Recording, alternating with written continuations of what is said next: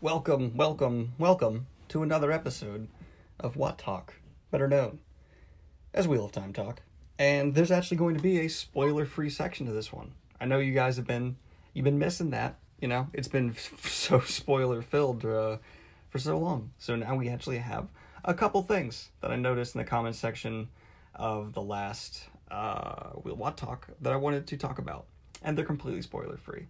So I'm going to go ahead and jump into one of the points that was brought up that I actually really want to get into, and that's someone saying, I wonder how they're going to do the ageless faces for Wheel of Time TV show. And I think I talked about this too pretty recently, but I'm going to go ahead and just put this officially in a WoT Talk and just put my opinion out there. I think they're going to forego it altogether. I think there's a 50% chance they forego it altogether. There's like a 25% chance they try to do something with makeup, a kind of whatever's left percent chance, minus like 10% of they try to do something weird with CGI, and then whatever percentage left after that, 15% chance after that they do something else that I can't think of. Say I leave 15% chance just in case, just in case I forget something.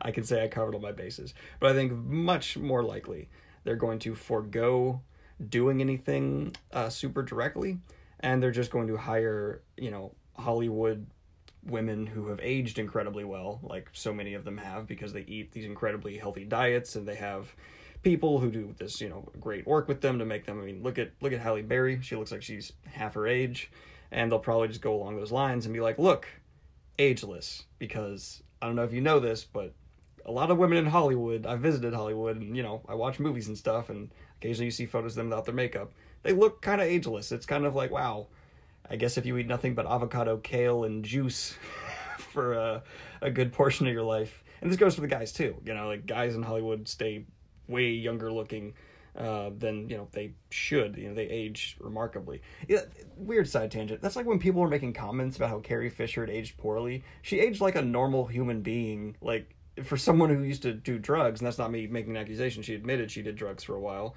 She looks great. Certainly a lot better than a lot of her fans who were her age in the 70s and were now, her age in the now time. It drove me nuts when people were like saying she looked bad. I was like, yo, she looks human. She looks fine. Let go of it. Anyway, that's just that whole side tangent. I think they're just going to do Hollywood attractive women in their 30s and 40s and say, look, ageless, because so many of them look so much younger. I mean, God, Jennifer Garner looks like she's in her 20s, and she's not. But that's just that little thing. I hope I didn't come across as like a jerk there. It's hard to talk about people, in today's society's age and how they look without sounding like a meanie face. I wasn't meaning to. I just wanted to comment on how they think they'll do it. Another one was saying volume too low. I apologize about that. I forgot to up the volume before I uploaded it. That is my bad.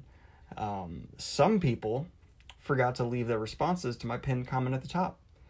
And what I have to say to you is, boy, you better find that pinned comment on the top, or I'm not going to read your response to the question. It's sad, it's not great, but trust me, it makes my life a lot easier. Then we had a comment from Hyper Carries for Life, and I don't know what that means, so I'm hoping that's not like some weird gang shout out. No gang content allowed in my talk.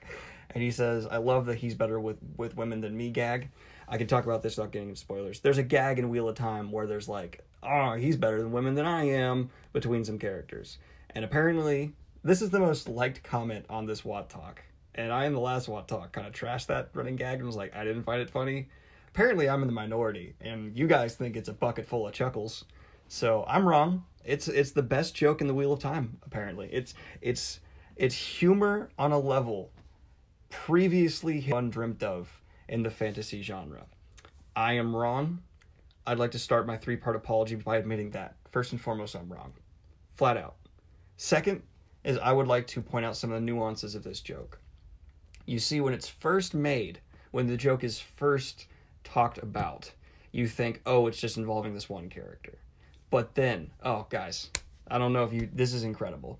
Another character thinks the same thing in reference to that character who previously thought it. Can you believe that? But wait, it goes even deeper.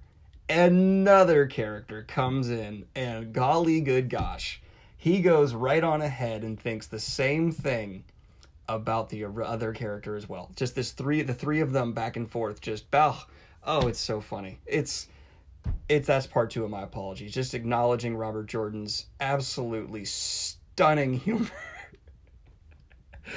And then the third part of my apology is just saying, you know what? I'm clearly not qualified to continue hosting WoT Talk. If I can't consistently acknowledge the utter genius of what's put on this page, I can't host this show. You know, you as an audience of roughly, let's see how many people watched last week's episode. You as an audience of roughly 1,675 people, and I'm assuming maybe a third of that made it all the way to the end. You as an audience deserve higher quality content. And I will find a replacement by next episode. I guarantee it, you know? I that wasn't even a word, I just said guarantee it, but it's happening. But I'll finish out this episode at least, and we're gonna go ahead and jump into spoilers here, because boy oh boy, the question I asked was spoiler filled. But before you leave, before you hit that back button going to your YouTube subscription feed and clicking on a PewDiePie video or a Logan Paul video, I don't know what you guys watch. Anyway, before you do that, let me go ahead and ask you next week's question, because that's what we need to do here. We need to have another question so I can keep this charade going. I can keep pretending like the Wheel of Time is eventually going to be a full-time job for me, even though it never will. And it'll be great. I'm in a mood. But for me, the next question for you all, from me, the next question for next episode of WoT Talk. Are you ready for this? It's a good one. It's a doozy. And that question is, what is the best romance in the Wheel of Time? I'm going to be putting a link in the comments down below where you can go to a very safe poll. Yes, it's taking you to another website, but it's just like this free polling website that you can use, and you can quickly vote. I lifted every romance you can really count. I even included Padon Fane and his knife, because I feel like, you know, that's worth counting. So go ahead, if you've finished the series, because there are spoilers all the way until the end, so spoiler-free people, I'm sorry, you can't go vote, and go vote on what you think the best romance is. And the results next week will be gone over, so we can officially see what is the most loved romance in the Wheel of Time. Because the audience here, we're going to pick the best one, of course, and I'm looking forward to that. But let's go ahead and jump into answering questions from last week's episode. Spoiler warning, going on into the comments now. I apologize if this has been jumpy at all. I keep getting phone calls, and I'm recording this on my phone. And the way this works is apparently I just get cut off. And yeah, this is the most ground up WoT Talk yet, guys. We're doing our best here. I'm doing my best here. Getting into the first comment. Spoiler warning, we already did this. Let's go ahead and just jump on into it. So, what is your defense of your least favorite Wheel of Time character? That was the question that was posed forward, and let's see what you all had to say. And this is from Danger Dan 23. My least favorite character has to be Ravine, and honestly, I don't think there's any defending him. Mind controlling and raping multiple women seems pretty unforgivable. However, for the sake of making a hateable scumbag villain, he was excellent, and I wouldn't change much about him in that regard. Yeah, that's really the best defense you could go there. You really don't want to get into the whole territory of defending someone who did what he did. So I think that was the best defense of Ravine someone could mount. Robert Jordan did a great job making you hate him. So there, yeah, I fully approve and agree with what you just said. Good job. Moving on forward, we have Vexillion. Okay, not my least favorite character, but the first one that came to mind. Well, already you're going against the grain here, man. I don't know how I can go forward with you. No, I'm kidding, you're fine. Possibly an unpopular opinion here, but I really dislike Aviendha. Ooh. Should I just skip your comment? Because I kind of want to. All right. I'll hear you out. But I don't like you. No, I'm kidding. All right. She is important because she is used as an introduction to the Aiel culture, which is amazing and so well done, and way of life in the Shadow Rising. But I never understood that what Rand saw in there, and their relationship doesn't do it for me. Some people like strong women, man. Some people like them strong. Okay, moving forward. I like her dynamic with Elaine in the latter books, although, to be honest, I don't like Elaine that much either, and that's about it. Oh, and she's powerful. Okay, so that's your defense, I guess. More of just saying you don't like her, but I don't expect much better from an Avienda hater. Gilly 20, or Gilly 90. Wow, I'm dyslexic enough to read 20 as 90. Or not, wow, God, 90 is 20. Moving forward. Jarrett Bayar.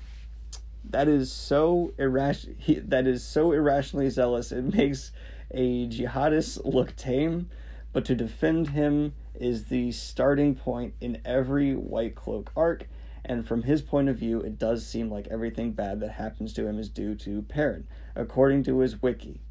Grandal also revealed that she had a White Cloak in her employ, which was most probably Bayar, indicating that he was either a dark friend or under compulsion. I most disagree with this, but when someone is fixated on someone and is looking for something bad about that person, he will find it no matter if that person is a saint. He doesn't need to be controlled. He doesn't need to be controlled to be like that. Also, the timing doesn't line up.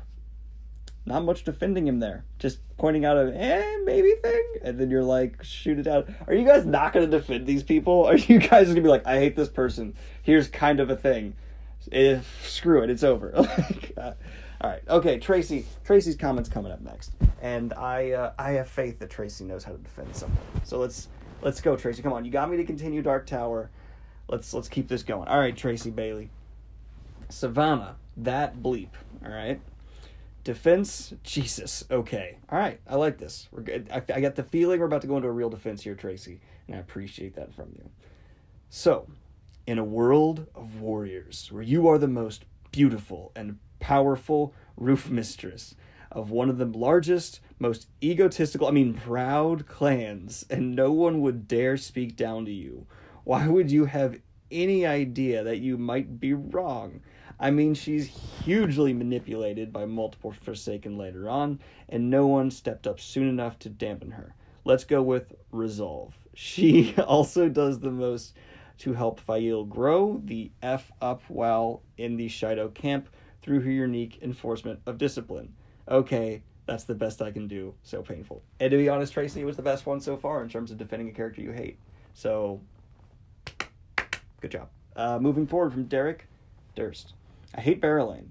See, I actually have a good defense of Barrelane, but let's see what you have here. She annoys me because of the problems she causes Perrin and Fail. Yeah, those are both pretty unlikable. Both of whom I like. However, she's a good character, and the TV show needs to portray her in the right way. I don't want her to be shown as a woman whose number one goal is sex. Is she sexual? Yes. But she has a reason keeping Mayan free from Tyr and later scurrying help and or alliances with the Dragon Reborn. She sees Perrin as a way to do this. Is she sexy? Yeah. Hell yeah. And everybody knows it.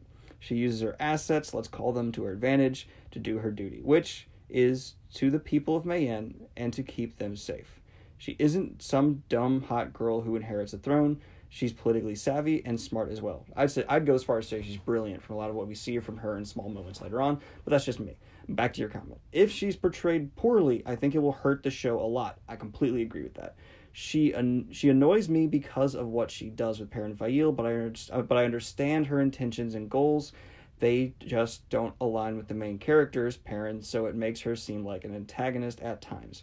Thanks, Daniel. Thank you, Derek, for a great defense of a character I personally like and kind of get and relate to, but I get why you don't. So good job. From Violet Soda. What soda are you referring to? Anyway, please don't throw rocks at me, but my least favorite character is Min. I'm going to hear you out, you know? I'm not going to throw rocks. None at all. She sees a vision that she and Rand will be in love and goes, it's inevitable, better follow him around and throw myself at him. Then there's the part after Falma where Rand is passed out and Mind is wrapped around him and Elaine and Egwene come in. Mind treats them, her so-called friends, like dirt. Seriously? That left a super bad taste in my mouth.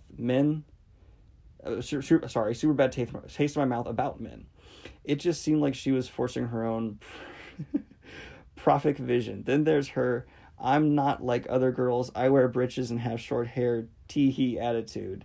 Every time she is on screen, I skip until she's gone unless something major is happening. There is no defending her. There is no liking her. Wow, I was like, I'm just respecting your opinion until you come in at the end and you're like, screw everyone who likes men, there is no liking her. That's intense. First of all, I don't think she's throwing herself at Rand because of her visions. I think she legitimately loves him.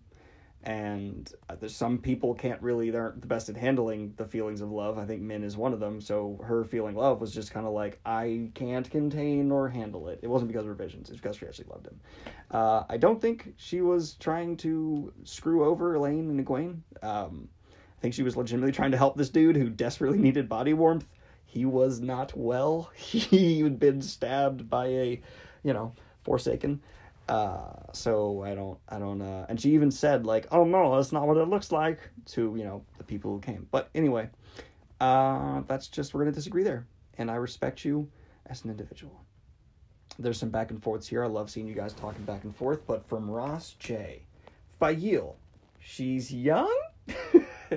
That's the only defense I've got. I can't stand her. I wish Perrin had left her for Barrelane. Whoa, you and the guy earlier need to get in a fist fight. Anyway, I know that is controversial, but when Fail starts hitting Perrin and expecting him to adhere to her cultural customs despite knowing that they make him very uncomfortable, and being constantly angry that he doesn't, and being jealous despite knowing he doesn't share those customs and knowing that Perrin doesn't, like Barrelane.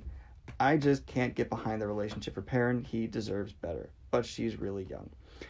I agree and disagree. I agree with you if Fail's abusive to Perrin. She hits him, she does stuff that is flat out 100% abusive, and I don't like that part of her, and I'm not going to defend that. But in terms of the customs, she's got a lot of insecurities. As someone who's been her age, I was in relationships at her age, and it's hard to believe for some people that someone can like you back. And if you see someone else flirting with that person, it can cause you, no matter how much you think that person maybe likes you, it can cause insecurities back and forth, especially if that person is in a position like Perrin that are above you. I've actually been in every position in that kind of relationship setup. I've been young and dumb enough to flirt with someone in a relationship and cause drama. I've been the person flirted with in a relationship and it caused problems. And I've seen someone I've dated been flirted with. And trust me, it sucks to be everyone in that situation. And it makes me understand her insecurities a little bit better. And that was when I was way, way younger. That don't judge 16, 17-year-old Daniel too harshly. I do that enough. From Rob Bankert. Cadsuane is my least favorite character. She is the personification of everything that is wrong with the Tower. Ooh! Demanding of respect, and just because she's an Aes Sedai. Totally forgetting that Aes Sedai means servant to all. Okay, dude, you're supposed to defend here. I'm going to skip to your defense. Okay, defense. Without Cadsuane, we wouldn't have known that there was something called perilousness. Yep, that's the best I can do. All right. I'm gonna come back at you here a little bit. I think there's better defense for Cadsuane than that, because if there's anyone who has earned the respect that a lot of Aes Sedai demand, she has. Yes, we don't get a whole lot of details, but Robert Jordan clearly infers that she has done some incredible things, broken a whole lot of stereotypes and standards around Aes Sedai, going well into further age than most do, and accomplishing a lot in her lifetime. And if you've accomplished a lot in your lifetime, I do believe you earn respect. Maybe that's just me. Maybe you're right. No, you're not. Anyway, I'm sorry. All right, from James Garrett. Good to see you back, James. Love having you here. Elida Du Royhan. I messed up her name. You know what I mean. And I'm amazed it's taken someone this long to mention Elida. Maybe it's because people were afraid to defend her, but I'm curious to see what you got here, James. To me, she ranks up there, right there with a Dolores Umbridge, in that I simply see red and feel unquenchable rage when she appears in a scene. Love how you put that. Anyway, moving on. Defense of her is hard, but I have two. Breaking it down. I enjoy this. 1, she did take the Armelin seat by force, but did so thinking it was saving the White Tower. I believe the fan theory that she did not become an awful Amerlin until her interactions with Pod and Fane corrupted her, as he was seen to do with other characters. Good defense. Good defense. Pointing out a fan theory that might be working. I like it. Second one here is not much of a defense, but her actions are used as a foil in order to show Egwene Alvir as the true Armelin seat, and an amazing one at that. Daniel, Thank you for always keeping up the good work. Thank you for the great comment. And it's an interesting defense you're coming for here, because you're not defending her actions, you're not defending anything about her, but you're saying she served a good purpose, and there was a reason for her corruption. So it's an interesting defense, but I'll accept it. Good job. Moving on. We have Stubble McShave coming back in, everybody. One of the most frequent commenters, one of the best commenters here. And I'm about to read his comment. How's it going, Stubble McShave? Still one of the best usernames I've ever seen in my life. Bilal. They killed me before I had time to open my mouth.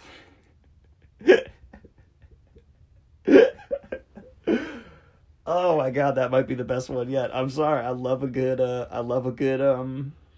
workaround. People kind of cheating the system here, and I dig it. That was good.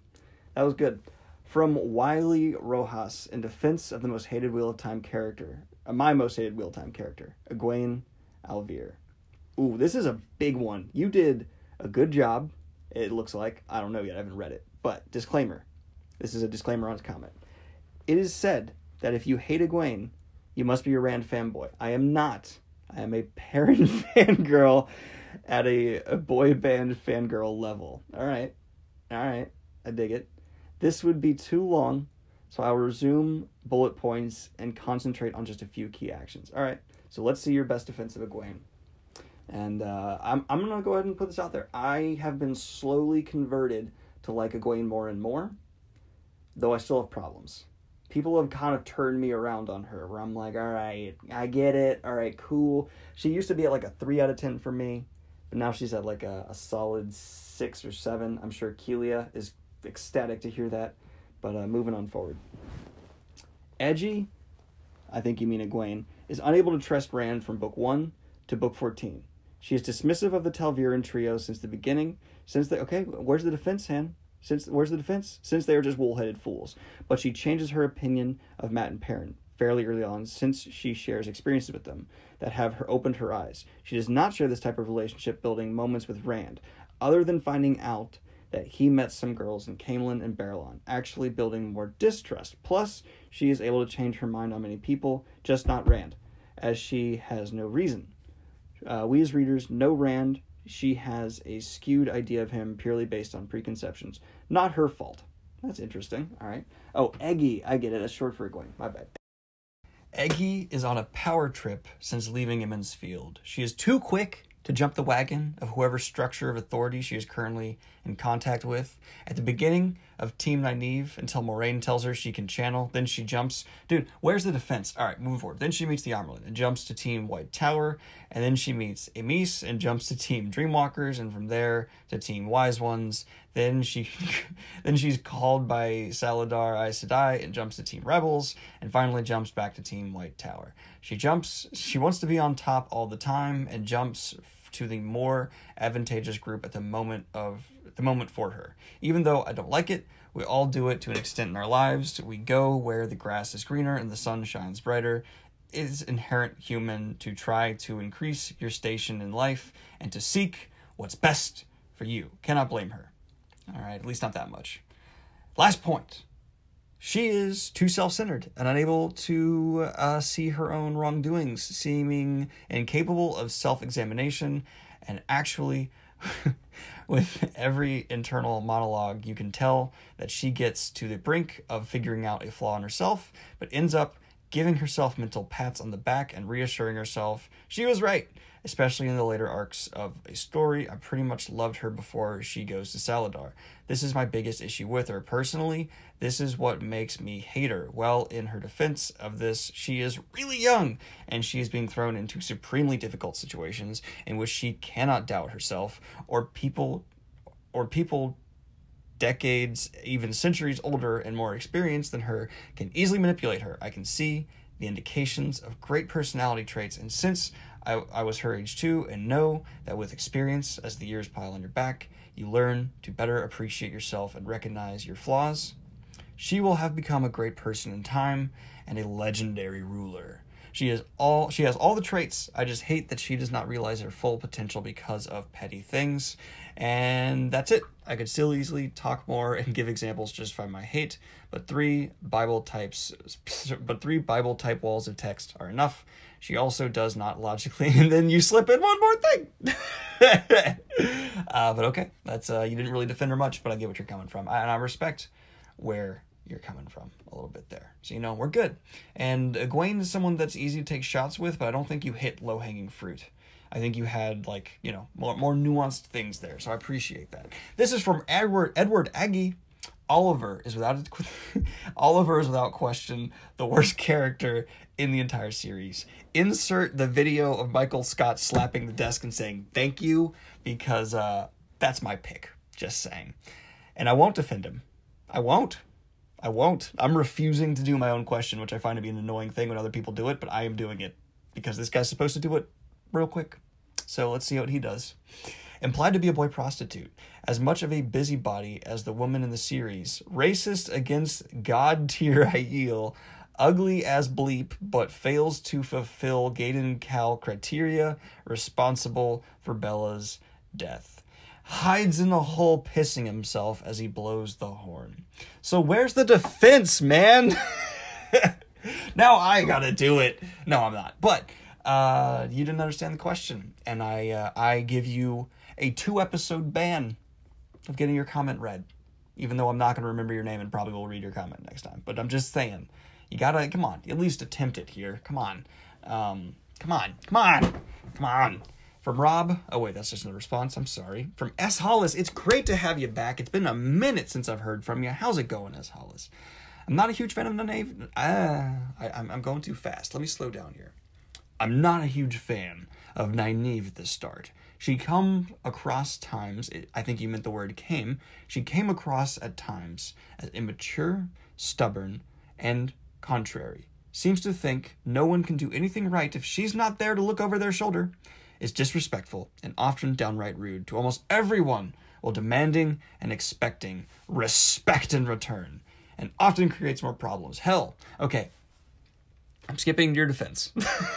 And my defense is twofold. Firstly, I feel she does come into her own later in the series and becomes who she should have been. And secondly, of all the characters in the books, she is probably the most compassionate.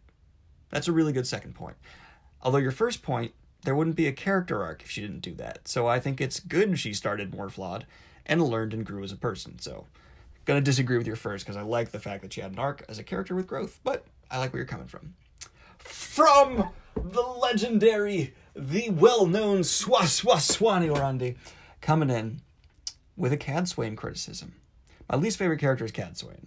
I give my reasons for that before, but in a way, those reasons are also a part of my defense of her as a character. As a character has to serve a purpose in a story, and to me, Cadsuane's purpose was to show the reader a version of Moraine that is closer to what the characters and even some of the readers thought Moraine was. Robert Jordan clearly loved Moraine. And what does he do as soon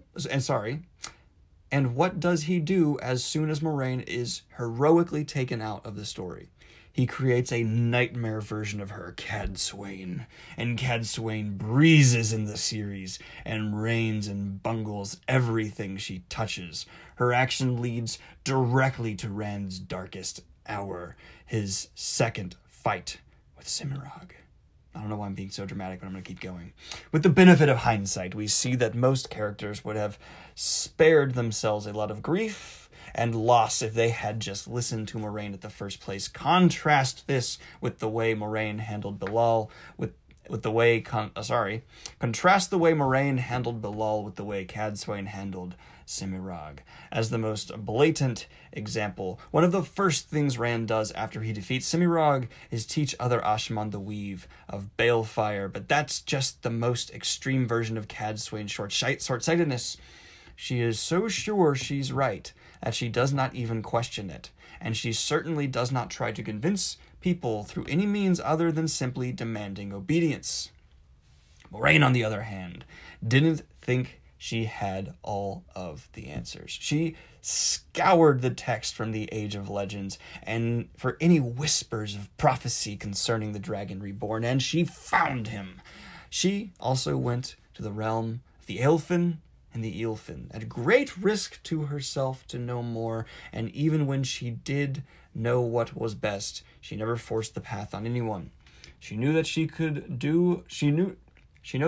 no more control the dragon reborn than she could pull the sun out of the sky. The wheel weaves as the wheel wills. So yes, Cadsuane is an everyone's bully with no self-awareness, but she demonstrates that everyone's earlier attributed with these qualities to Moiraine's, but she demonstrates that everyone's earlier attribution of these qualities to Moiraine is unjustified. So thanks, Cadsuane. I appreciate you. And you know what? I appreciate this comment. I appreciate it big time. It's a great comment. It's a great comment. Because honestly, I never thought of Cadsuane that way. It brings new light, you know? It brings new light, and I appreciate that. So I'm moving on here, but what I want to say is, honestly, that's my favorite defense yet, because it taught me something new. It taught me something new about a character that I think you're not wrong about. And now we have one from another veteran of the show. One of the people who shaped my channel, who's influenced WoT Talk, who briefly helped bring around Cause Talk, which will still be going. That is not dead. Don't you dare think it is. And that's Matthew Stormblessed coming in here. My least favorite character is Elaida, and I'm 99% sure that she is working directly for the Shadow. To defend Elaida, I would simply say that she does her job well. I believe Elaida was put into the series to be annoying. She accomplishes her goals nicely. To defend her actions, they actually make a lot of sense. Farm Voice says he's the dragon and eventually going to go mad. Well, we need to guide him and or still him. Otherwise, he might just kill us all. Part of the White Tower rebels and puts an 18-year-old girl up as leader. No, we need a strong leader to fight the Shadow. In the end, a fractured White Tower is better than a novice leading the fight to save the world. I can't defend her ego or the majority of her choices. However, she does what she's meant to do. Make the whole fan base want to murder her. Good one. I like that. And once again, no one's actually really defending these people. They're just saying what their purpose was and why you were supposed to hate them, which is not a defensive character. I'm just going to make that clear for y'all real quick. But it's okay. You know, I'm okay with it. I'm not mad. And I will do my least favorite character in my defense, my least favorite character at the end. From Noel G, another veteran of the show coming in strong. If there's only one character to dislike, Savannah. Because the Shadow post-battle of DW was pretty useless in my opinion. But I'll save debate for sake of Daniel's WoT Talk time. But in her defense, she was a powerful woman in a position of unconventional authority. She lacks the one power, but through sheer will and cunning, she is able to lead the Shadow during a time of tremendous strife and change. Ultimately, Savannah was used by the Forsaken, and her ambition in the pursuit of absolute power led to her downfall. Once again, you're just covering someone's arc and what their purpose was. There's no real defense here. And there's a few people just literally throwing in names, so I'm going to skip over those. Now we have, I think, a new name, one I have not seen before, and new names are welcome. Tomatofamanga. Okay, there's no spaces or capitalizations. Let me just go through this one word of a name, and you guys let me know how it's pronounced. Tomatnaufmagn. You figured that out. So, I could argue that Gawain being brought up in a way that implies his sole purpose is to protect Elaine, being denied that and choosing to defend the woman he loves instead, and then realizing that he isn't going to be anywhere near the level to do just completely Sorry, I'm going to restart that whole comment. I could argue that Galad, being brought up in a way that implies his sole purpose is to protect Elaine, being denied that and choosing to defend the woman he loves instead, and then realizing that he isn't going to be anywhere near the level to do just that, completely messes him up. And that's what drives him to be very stupid. And that's what drives him to his very stupid last idea. I chose not to do that. He's just a selfish brat who thinks that nothing of his own glory. Okay, there's no defense here. There's no defense. I'm moving on. I'm sorry. If you don't understand the question, I'm sorry. I'm moving on. That's why next week, I'm just making you guys fill out a poll. because I'm just going to take the results and talk about them. You're being punished. You're in timeout, and you fill out that poll. You fill out that poll that's in the comment section. Ipa coming in strong. One of the most active people, not only in the Discord, but on my channel, and has helped contribute ideas to the channel as well. So how's it going, IPA? I appreciate you. I love your profile picture still. It's one of the most recognizable out there, and I hope you're doing well across the world. You know. All right. I've been doing well, thanks for asking. I remember you. I forget that I already asked you exactly what I just did again in the last episode. But in my fairness, in my defense, it was 2 weeks ago. Jumping on into it. Anyway, Mazroom Taim. Taim! Oh, I didn't see that choice coming. Taim is an absolute twat false dragon and a borderlander who swore himself to the shadow. Ooh!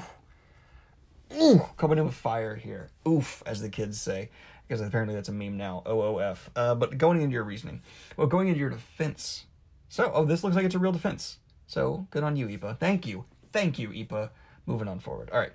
But I can also understand why. He finds out he can channel. And that means he has maybe 5 years left. Most of that spent a total madman. Getting himself gentled would mean slow, painful death. Instead, he grabs the only straw available and becomes a dark friend, gaining immunity to the taint. If I recall correctly, it was Demandred who found Taim and ordered him to announce himself the Dragon Reborn. It wasn't originally Taim's idea. Demandred also trained him, teaching him things he would never learn otherwise. Becoming a false dragon was a big risk, but without it, Taim would have just been another Dreadlord, if even that. While you can say a lot of bad things about Taim, you cannot deny he was a very clever and effective man.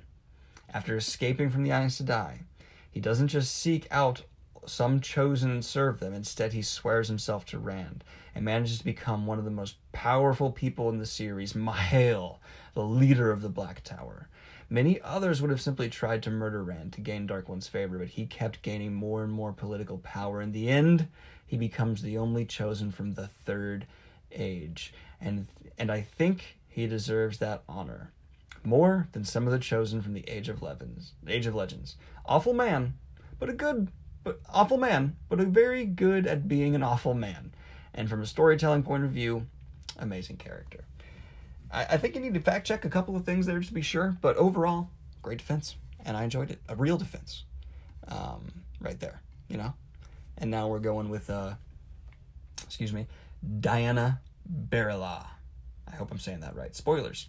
I don't know if he's my least favorite, but the character that annoys me the most is Gawain. I think it's because I really like Egwene. Controversial, I know, but that's the point. Controversial, I know, but that's beside the point. And I feel like generally he only cheapens her character moments and gets in the way. And was a significant contributing factor in her ultimate death, in my opinion. Also, his one-sided feud with Rand was annoying and really didn't serve any purpose except to keep his character around until he could get attached to Egwene. To defend him, we're switching into offense here. We're switching into defense. He has good intentions, even though he isn't always helpful, and he does care about those he loves, Morghese, Elaine, and Egwene. He's very driven and very moral and principled. The only thing is once he gets stuck on something, he will pursue it that far beyond reasonable limits. For example, the thing with Rand, or when he decided to abandon Egwene so he could duel Demandred. He doesn't really consider the consequences of his actions. I guess he serves as a foil for Galad, which almost justifies his continued presence. I don't think he really does. Him and Galad have very limited time together. I'll go further and defend his feud with Rand. If I thought someone killed my mom, you better bet your butt I'd have a never-ending grudge with them. But we're moving on. Because my voice is kind of going, and we still got quite a few more to go, but this is from David Quinton, a name I'm beginning to recognize, a person who is integrating into the channel well. I detest Fail. She's rude, arrogant, and self-centered. However, she takes Perrin from being a shy, stumbling blacksmith to a man who commands an army, a man who becomes a person people respected and came to for advice, a man who re-entered the ways to save his village. She did all of this because she loved him deeply, and she could see the man within him. Still, despite her doing this, I wanted her dead so many times. All right. All right. Okay. Respect it. Emma. See, the name Emma is generic enough. There were like 30 Emmas in my high school, so I don't know if this is the same Emma returning. And if it is, welcome back. How's it going? Let me know how your week's been. Your 2 weeks. It's been a while. But, anyway. I hate everything about Tuon. In her defense, she was raised that way. Saying that made me cringe, and I will always hate her. That is the shortest but best comment, actually kind of doing a little bit of the question yet. From Jacob Licklitter. Sounds like a famous person's name. Anyway, Daniel Greene, probably a controversial opinion, but more gays, at least around book 5-6, is probably my least favorite character, only because her plot in book 5 just has her completely unable to see what's going on under her nose, so I know she's not responsible for her own actions, which is part of the defense for her, as it's a powerful story. Dude, she was being controlled. Like, that's really, really unfair. Okay, alright, I think that's the best defense so far, because I find it to be a complete and absolute defense of she was being dominated and wrecked by this forsake. Anyway, alright, moving on. From Corey Toombs. Tuon's a terrible match for Matt. My defense of her is that she's not intimidated by the dragon when she meets him. She actually believes that she is beneath her. Not really a terrible character, just an odd love match for Matt. Yeah, okay, that's interesting. Moving on from a comment from Nablus. How's it going? You enjoying your position? How's the dark one? Anyway, my least favorite character is Elida. Shouldn't she be one of your favorites? Okay, whatever. But obviously, we are not meant to like her. I can defend her in that she truly believes I can defend her in that she truly believes she knows what is best. She clearly thinks she knows everything and dismisses truths that are given her. But we all know people like this. One of the things called the Westboro Baptist Church. Sorry, continuing. One of the things I like about RJ's writing style is that our narrators are often unreliable and you're getting their skewed points of view. She is clearly hateable, but we can understand where that is coming from. She is also such a bully, but very weak. And okay, we're going into attacking again. But okay, let me do a thing real quick. It might sound like I'm the worst reader ever and I'm dyslexic. I'm not the best. But I just want you guys to know, and this is not specifically about the last comment. This is about a lot of comments. I'm having to read and turn around and fix a lot of mistakes. So if you guys could just do a little bit of spell checking, a little bit of, going back over, rereading what you write, I drastically appreciate it. Like, big time. Anyway, moving on forward. From Flat Brim, great username, hashtag WoT Talk. WoT? Oh, I should just call it WOTT, shouldn't I? Not WoT Talk. Oh, man. Now I've done so much wrong. Okay, moving forward. Hashtag spoilers. Hashtag I hate you, Daniel. Hey, that's the first time anyone's used that hashtag. And it's actually not an actual, I really hate you, which I appreciate. Thank you. Thank you. Making me defend Gawain, you are despicable. Let me skip over when you're just bashing him and get to the point where you're actually kind of defending him. Raised to protect his sister and kingdom. Unlike his brother, he has looser morals. He is willing to do anything to protect what he loves. He is a superior fighter, but compared to his love, Egwene, he is lesser of the two. So he feels like he needs to boost himself in order to protect that loved one. His unfortunate insecurity drives him to ends to better himself. He does this out of pure love. He is not a bag of water, vinegar, and purpose.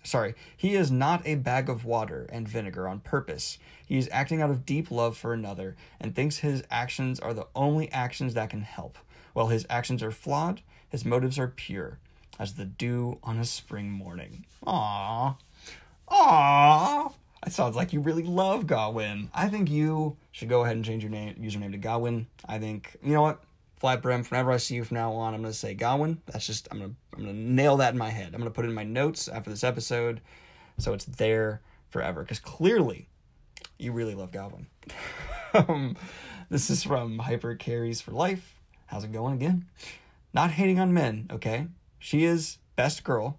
I think you mean she's, okay. She's a bit one-dimensional in the beginning, but let's not forget Matt doesn't even qualify as a character for 2 books. That is true. And he ended up being many people's favorites. And Min is arguably the most important character for Rand. Dude, please capitalize names. Anyway, Avienda taught Rand about Aiel, and Elaine taught him about ruling. But But were they there when he was at his lowest and needed the emotional support? No, it was men, without whom Rand undoubtedly would have gone insane. Yeah, that's very true. And I think a really good defense of men, and I don't think men needs much defending, because I actually really like men. Wow. Okay, someone took this little innocent question and decided to do cultural hate. Decided to hate on an entire culture in the Wheel of Time. From building your empire, sorry, comma, which is appropriate, comma, good use of comma, the sea folk cannot be defended. Which, my friend, as a person who wishes they were living in the ocean all the time, highly disagree. Highly disagree. But we're moving on. From Diante Hedmark, Berlin, mostly because I love Perrin and Fail, and she just makes everything a mess. Also, Elaine, because she's so full of herself. Now, Diante, did you not understand the question? Did you not see the defend them part? Did you not defend them? Did you not defend them? Okay, I'm sorry. I'm gonna skip over the couple more just favorite ones, the ones that people are just stating hate, and then we have Kill Cal. Interesting name. A lot of people will choose characters because they're evil or have certain personalities that are unlikable or make stupid decisions, but the worst character, in my opinion, is Morghese. Oof, coming in with a controversial pick. I love it.